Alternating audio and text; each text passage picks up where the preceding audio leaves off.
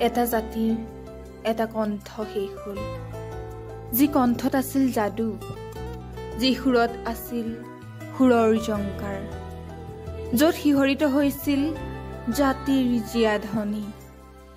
এটা সুৰৰ অৱসান হ'ল, মৃত্যু হ'ল অসমীয়াৰ হৃদস্পন্দন। আকাশ বতাহ কম্পিত কৰা এক নামৰ মৃত্যু হ'ল। মৌন হ'ল সুৰৰ পৃথিৱী, যি সুৰে হৃদয়ৰ গহ্বৰত সোমাই আলোড়িত কৰিছিল আনন্দ উল্লাস। জন্ম হ'ল সঁচা এই কণ্ঠৰ, কিন্তু মৃত্যু হ'ব নোৱাৰে কেতিয়াও যুগ যুগান্তৰ। সুৰৰ গীতৰ নামৰ আৰু স্মৃতিবোৰ।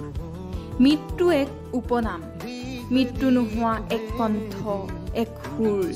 এই সুৰতেই সৃষ্টি হ'ল হাজাৰটা কণ্ঠ, জীয়াই থাকিব গানত, নামত।